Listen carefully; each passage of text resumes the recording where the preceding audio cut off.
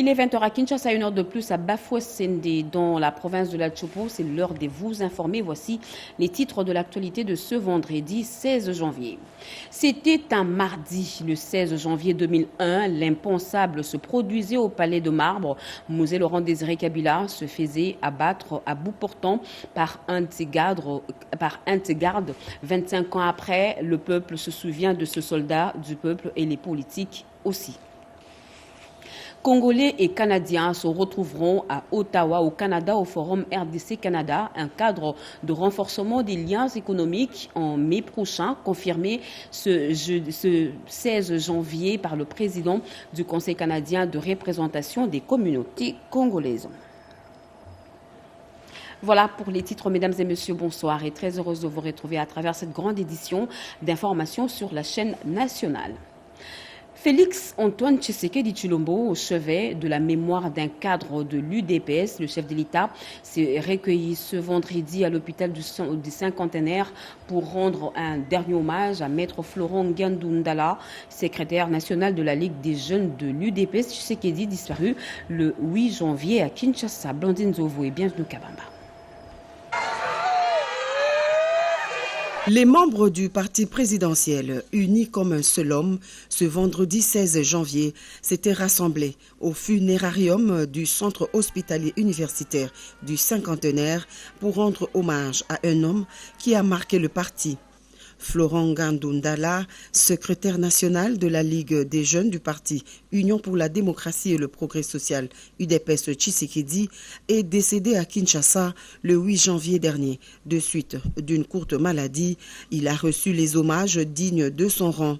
Toujours proche des siens, le président de la République, Félix Antoine Tshisekedi Tshilombo, a personnellement fait le déplacement pour assister aux obsèques de ce haut cadre de l'UDPS qui a consacré sa vie au service de la nation et de son parti.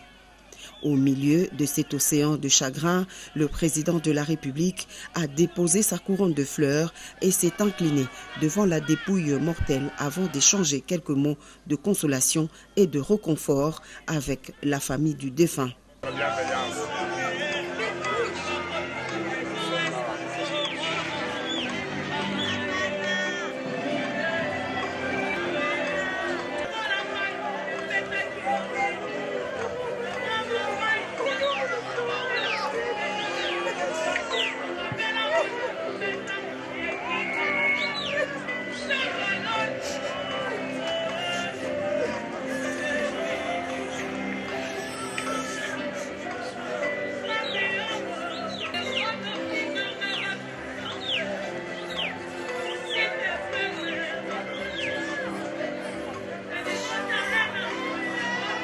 Maître Florent Ngandou était un modèle de dévouement, sa vision pour le Congo était claire et son engagement pour le parti inébranlable.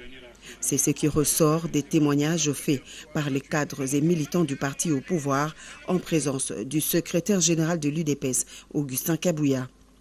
Né le 10 octobre 1983 à Mbujimaï, Maître Florent Ngandou-Ndala, au cadre du parti présidentiel, secrétaire national de la Ligue des jeunes et cadre au ministère des Finances, juriste de formation, il a été également avocat au barreau du Kasaï oriental.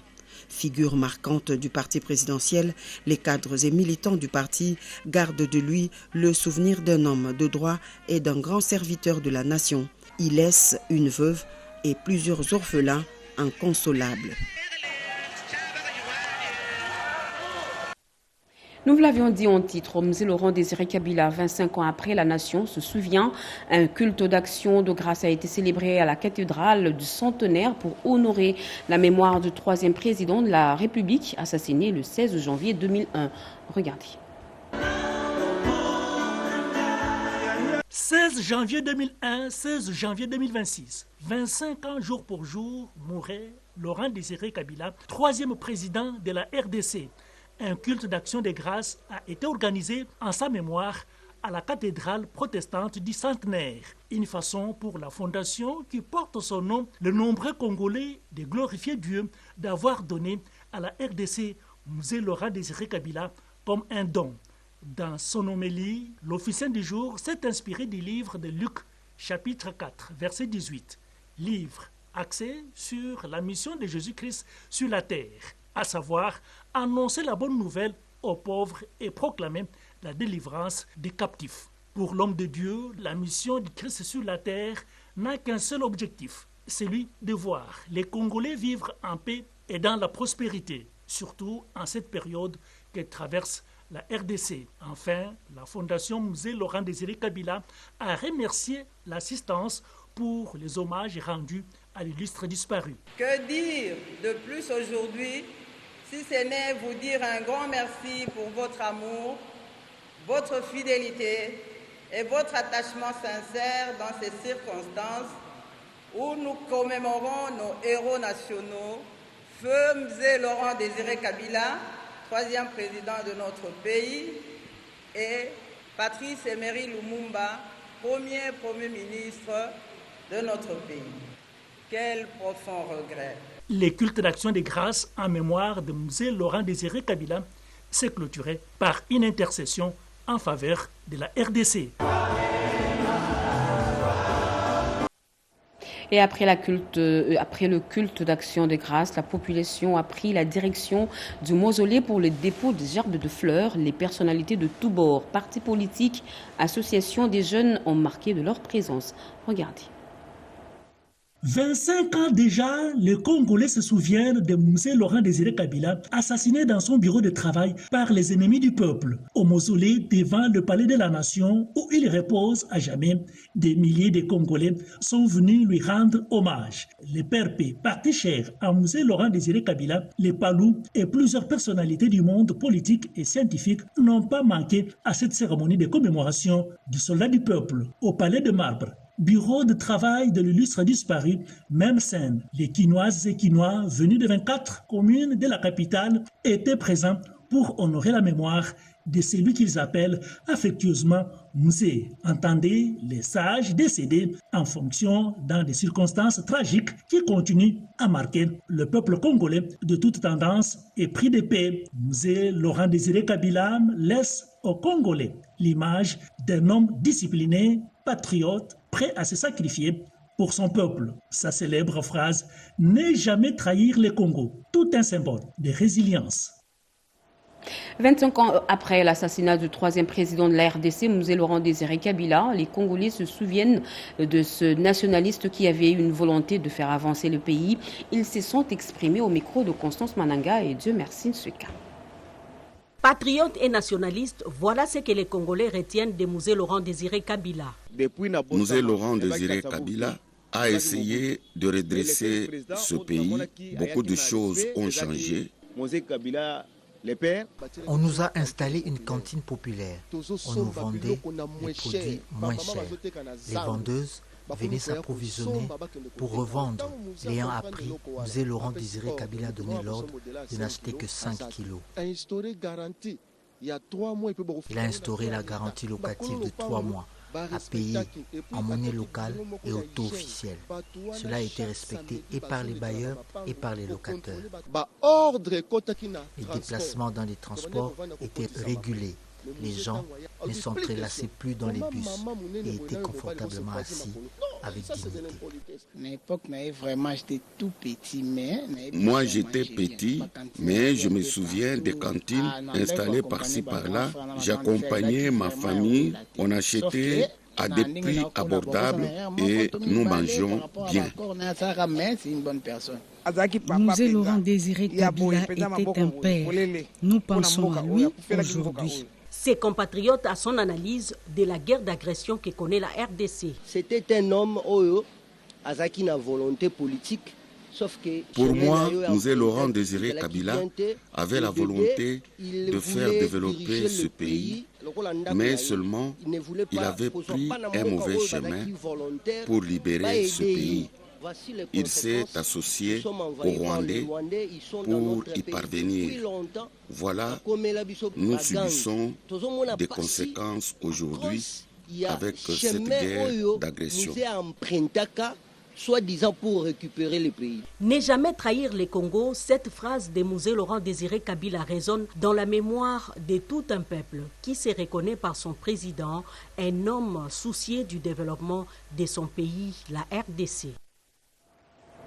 Il y a des dates qui arrêtent le temps. Le 16 janvier 2001, la République démocratique du Congo perdait brusquement son président. 25 ans après, le souvenir de Laurent Désiré Kabila demeure gravé dans la mémoire nationale. À l'occasion de la commémoration de sa disparition, les militants du Parti lumumbiste unifié se sont recueillis au mausolée pour honorer la mémoire de celui qui a incarné la rupture et la reconquête de la souveraineté nationale. Patricia Oungu.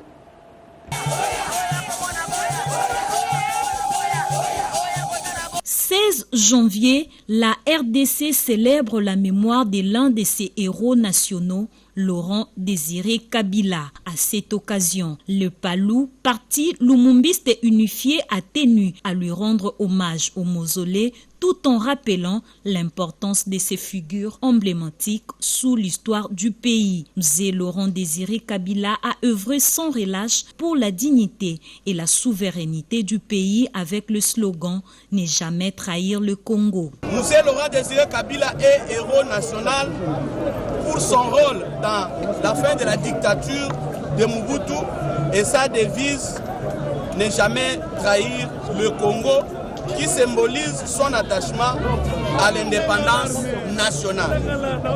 Pour nous, les Congolais, en général, et nationalistes en particulier, la lutte doit continuer et le peuple doit vaincre. Le peuple vaincra. Cette commémoration rappelle aux Congolais l'importance du souvenir et de la reconnaissance envers ceux qui ont donné leur vie pour la liberté et le progrès de la RDC, tout en incitant à poursuivre leur combat pour un Congo meilleur, debout, fort et prospère.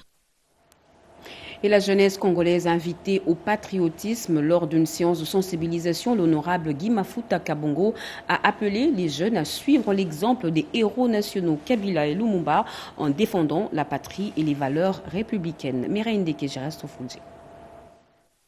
Réunis autour du thème patriotisme et engagement civique face aux enjeux et défis de l'heure en RDC, réfléchir et agir pour l'avenir, la commémoration des héros nationaux Mzee Laurent Désiré Kabila et Emery Patrice Lumumba par l'Alliance des Congolais bâtisseurs ACB de l'honorable Guy Mafuta Kabongo a été une occasion pour de moments d'échange et de formation idéologique. Au cours de cette journée, le parti a réitéré son soutien indéfectible au président de la République qui fait face aux multiples menaces sécuritaires. Ces deux personnalités ont l'avantage d'avoir consacré leur vie pour l'intérêt national.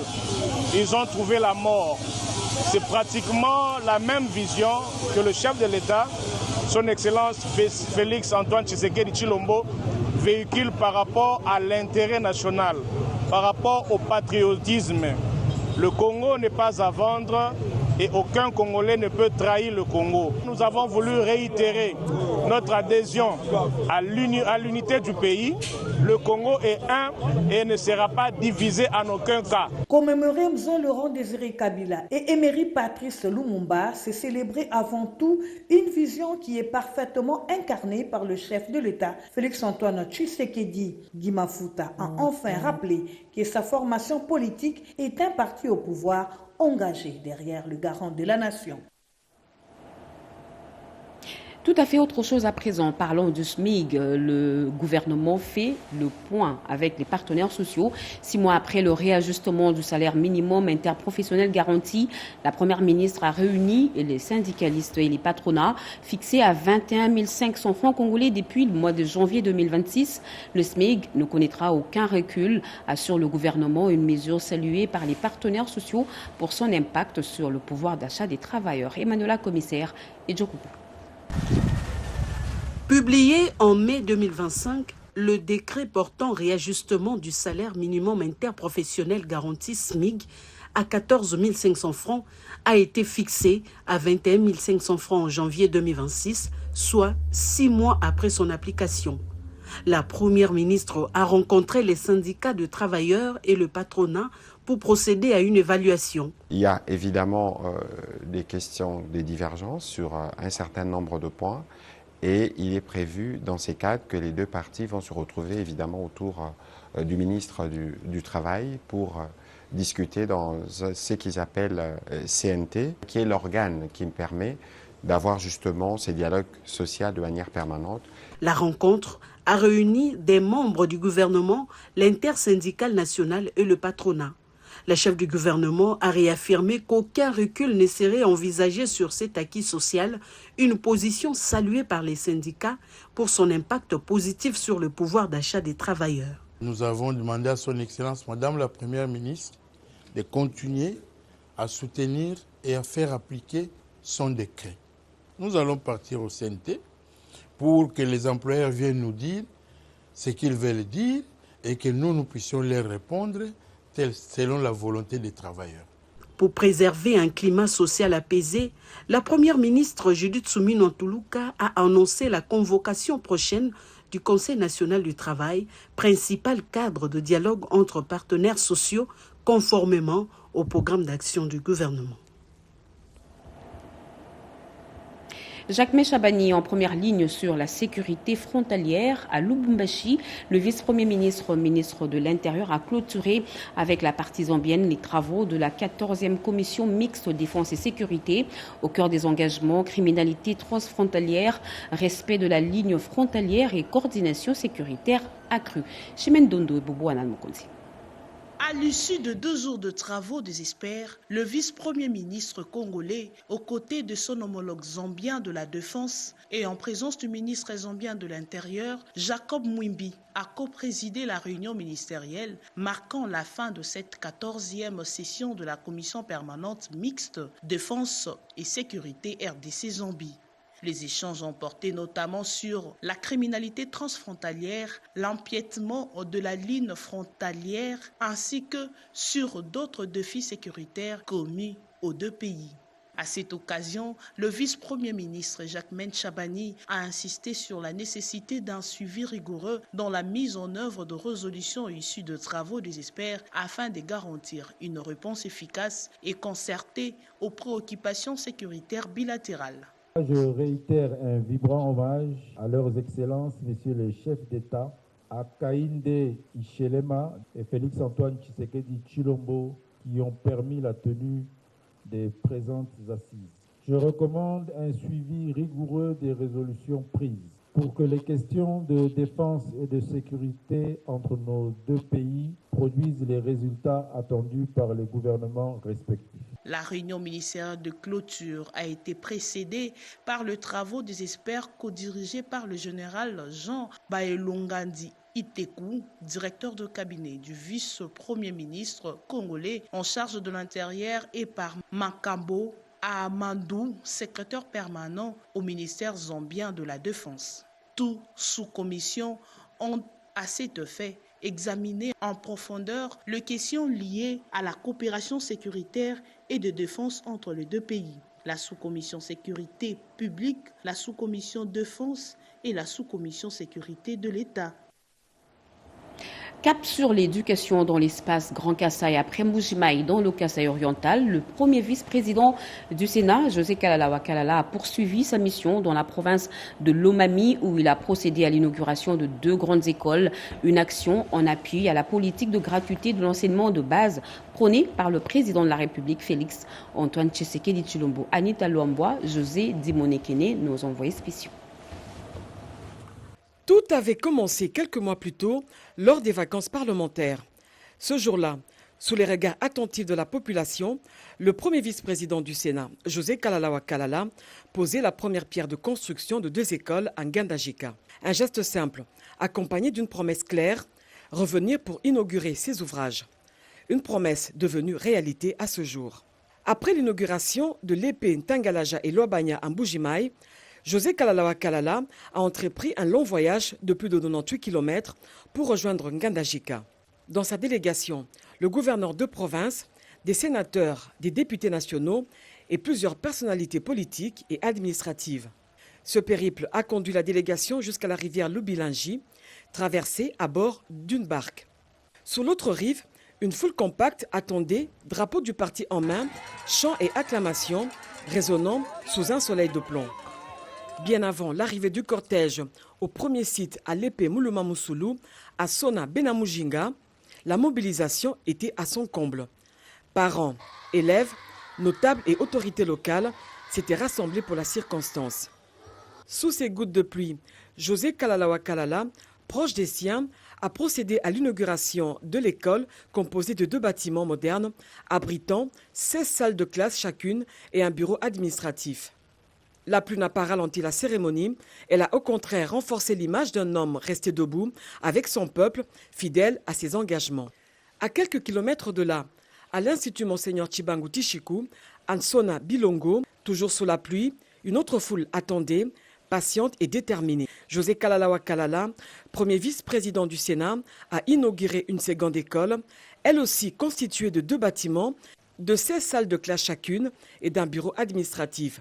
Malgré les intempéries, personne n'a quitté les lieux. Une présence massive, comme pour dire merci à ce fils du terroir, reconnu par sa terre natale. Une occasion pour le gouverneur de la province de la Lomami de demander aux bénéficiaires d'en faire bon usage. Moment fort de la cérémonie, les autorités coutumières ont remis plusieurs présents à ce digne fils du terroir. Sous la pluie, il a reçu ce geste avec respect et humilité, réaffirmant l'importance qu'il accorde aux chefs coutumiers, gardiens des traditions et piliers de la cohésion sociale. Réalisés seulement en 4 mois, les travaux ont été financés sous fonds propres à travers la Fondation Jokal, 3 écoles sorties de terre, non pas comme des promesses électorales, mais comme des actes concrets au service de l'éducation. Le ministère des Affaires sociales parle à présent de cette mise au point de la ministre Eve Bazaïba sur les déplacés de camps de Tanzanie. Elle est au micro de Chimène Dondo et Junior Luyi. La mission de la République démocratique du Congo au Burundi et en Tanzanie a bougé les lignes. Les terroristes M23 se sont sentis démasqués, dénudés par rapport au fait que tout ce qu'il y a comme tragédie humaine que nous connaissons, c'est eux qui sont des responsables. Du coup, ils commencent à multiplier des stratagèmes, écrire au gouvernement burundais, écrire au secrétaire général des Nations Unies pour dire qu'il y avait la paix à Uvira et que les populations pouvaient rentrer. Ils ont donc infiltré les camps.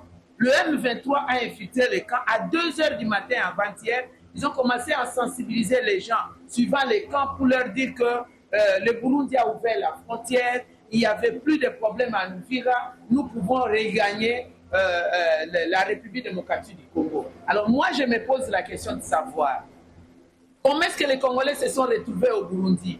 Est-ce que ce sont les Burundais qui sont allés les prendre ou le HCR est allé les prendre? Les Congolais ont fui les hostilités. Et conformément aux normes internationales, le Burundi et le HCR ont la responsabilité de sécuriser humanitairement ces Congolais. Alors ces compatriotes, lorsque vers 2h du matin, on les a incités de partir, ils ont cru que c'était vrai, ils ont commencé à partir parce qu'on leur a dit vers 5h du matin, ils risquent de fermer les frontières. Ils couraient donc pour rentrer chez eux. Alors la police burundaise a essayé de les contenir pour leur dire que quand ils vont rentrer là-bas, ils risquent de tomber dans la gueule du loup pour être massacrés à nouveau. La première édition de la Foire internationale de l'industrie du textile a ouvert ses portes hier à Sultani River, placée sous le thème réinsertion socio-professionnelle des victimes des conflits armés, afin de leur offrir des compétences et une dignité retrouvée pour leur autonomisation. Cette première édition a été rendue possible grâce à l'appui du FONAREV. Ricardo Mambeka. La Foire internationale de l'industrie du textile, en partenariat avec le Fonds national de réparation des victimes de violences sexuelles liées au conflit et des crimes contre la paix et la sécurité de l'humanité, FONAREV, a officiellement lancé un programme de formation et de réinsertion des victimes dans l'industrie textile. C'est ce jeudi 15 janvier 2026 à Kinshasa, devant plusieurs chevaliers de plume et des micros, de partenaires officiels, de femmes leaders et acteurs du secteur textile, Fintex a déroulé son ambitieux projet de formation au profit de 12 apprenants, dont un homme. Selon Louisiane Pezongonda, présidente de Fintex, après cette formation professionnelle, ces Congolais seront à mesure de produits locaux pour apporter une réponse globale. La FITEX a été créée pour plaidoyer ou demander la restauration de l'industrie du textile dans notre pays. Cette conférence de presse lance non seulement le lancement du programme de la FITEX dans son intégralité, mais surtout et particulièrement celui du volet 4 donc de la formation. Pour sa part, le FONAREV, par le truchement de sa directrice générale adjointe, reste déterminé à apporter son appui inconditionnel. Le FITEX est un partenaire de mise en œuvre du programme. On a commencé avec 12 survivantes et c'est un projet pilote. On verra comment ça fonctionnera et on croit beaucoup au textile. Nous sommes debout ensemble, que nos vies ne se déchirent plus, recoussons la vie que la convoitise a détruite. Telle est la déclaration qu'on pouvait lire sur un visuel digital projeté dans la salle. Ces mots, pleins d'émotion, prouvent à suffisance la détermination des organisateurs et de bénéficiaires à aller de l'avant en faisant face à toute forme d'adversité et de discrimination.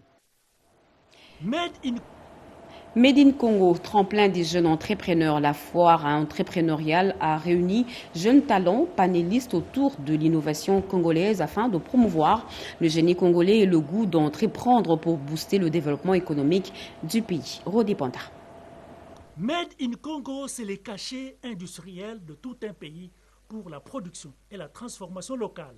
Made in Congo se veut un cadre d'échange, de promotion et de découverte du génie congolais au cours de la 2e édition de la foire entrepreneuriale. Une assistance constituée de jeunes fortement intéressés est venue s'informer et apprendre en vue de développer l'imagination et la motivation d'entreprendre. Les jeunes panélistes ont tous axé leurs exposés sur ce narratif Made in Congo qui est une solution réelle et durable pour le développement économique de la RDC. Ce qui rentre dans la vision du chef de l'État, Félix Tshisekedi, de faire des jeunes entrepreneurs des millionnaires. L'initiateur de cette foire le confirme et y apporte son soutien. Nous faisons un effort de réunir la plus grande partie des jeunes Congolais qui entreprennent et nous leur donnons l'occasion de se présenter au monde entier. Je tiens encore à rappeler le message que le chef de l'État a eu à nous dire, qu'il fera des jeunes Congolais millionnaires. Moi, je crois que c'est une réalité. Si nous bossons, si nous retroussons nos manches, si nous nous mettons là à travailler, à labourer, à ne pas attendre des financements extérieurs, mais à commencer avec ce qu'on a, on peut faire des grandes choses. La transformation des déchets plastiques en dépavés écologiques et l'innovation d'une panéliste qui en a partagé l'expérience. Ce que nous avons présenté comme solution au problème des déchets plastiques, on peut apporter une solution de transformation des déchets plastiques. C'est ça qui fait la principale activité de notre organisation. Donc nous, ce que nous faisons, nous transformons les déchets plastiques en pavés écologiques. La visite des stands érigés à cette 2e édition de la foire entrepreneuriale a émerveillé davantage les invités à travers différentes réalisations des Congolais. RDC France, la francophonie au cœur des échanges. Crispin Mbadou, ministre délégué aux Affaires étrangères, a reçu l'ambassadeur français accrédité à Kinshasa pour renforcer la coopération bilatérale et préparer la prochaine visite du ministre français chargé de la francophonie, Nanou Mbapoti, et Denis Konki pour le reportage. La visite de l'ambassadeur extraordinaire et plénipotentiaire de la République française, Rémi Maréchaux, s'inscrit dans le cadre de renforcement des relations bilatérales diplomatiques, à porter essentiellement sur les 4 objectifs d'intérêt commun, à savoir la confirmation de la visite prochaine en RDC du ministre français Éléonore Karoua, prévue pour la date du 1er février 2026. Et puis la question du sommet France-Afrique qui se déroulera au Kenya à Nairobi. Ensuite, l'échange entre les 2 personnalités sur la grande question sur l'Organisation internationale de la francophonie, sur toutes ses facettes, notamment celles liées à la gestion et à ses perspectives, ainsi qu'à l'élection prochaine du secrétaire général de la francophonie, pour chuter aux échanges penchés sur l'importante question de la diaspora française en RDC et celle de la diaspora congolaise vivant en France. Un des liens très forts entre la France et la RDC, c'est la diaspora congolaise de France. On la voit dans de très nombreux domaines. Nous avons des élus français d'origine congolaise à l'Assemblée nationale, dans les communes, les départements, les régions. On est très fiers aussi d'avoir des Français parmi les léopards qui se sont distingués lors de la dernière CAN, la CAN en cours. Nous vous l'avions dit en titre, la ville d'Ottawa au Canada accueille au mois de mai prochain le forum RDC-Canada pour renforcer les liens économiques et culturels entre les deux pays. L'annonce a été faite à Kinshasa ce vendredi 16 janvier 2026 par le président du Conseil canadien de représentation des communautés congolaises, Chimandondo Renengwango.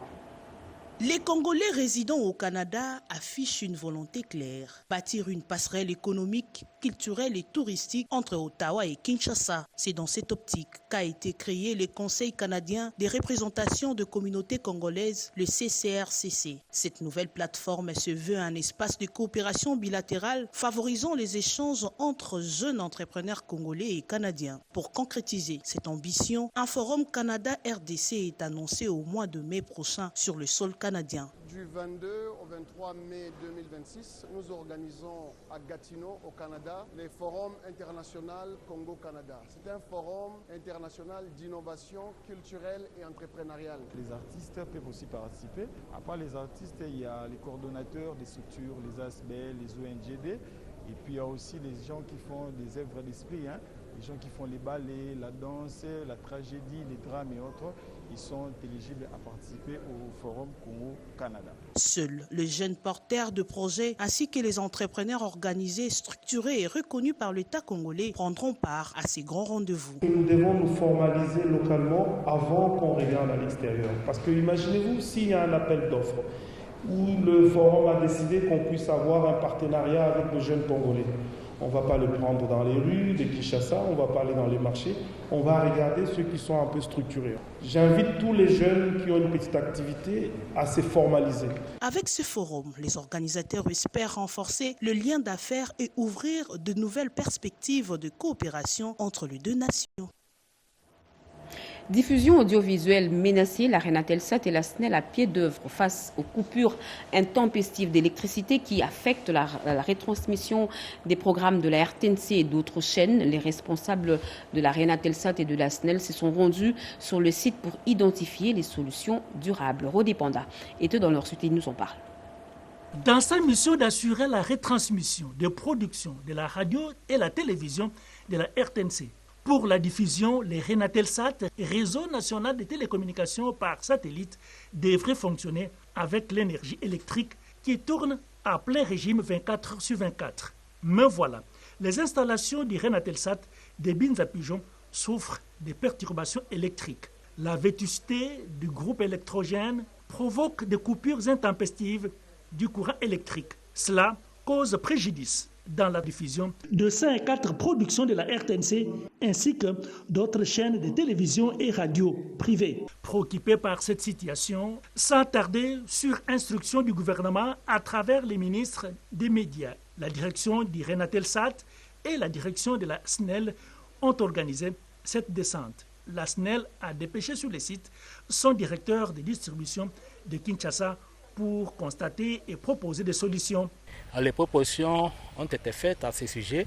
Nous allons proposer une alimentation particulière qui partira de notre sous-station UPEN. On fera un départ unique, moyenne tension, qui va alimenter les sites ici qui concernent tout ce qu'il y a comme transmission. Renatelsat se prépare pour réceptionner de nouveaux équipements de travail. Il faut donc se rassurer de la bonne qualité de l'électricité pour garantir le bon fonctionnement de ces matériels, souligne l'ADG. Sur instruction du gouvernement de la République, les deux entreprises se sont mis ensemble pour voir dans quelle mesure gérer ces dossiers. Mon collègue de la SNEL nous a donné des solutions qui pourront être en vie et qui pourra apaiser non seulement les téléspectateurs, mais aussi que les équipements seront protégés. Le passage de ces deux responsables marque le début des solutions pour l'intérêt général de la nation et de son peuple.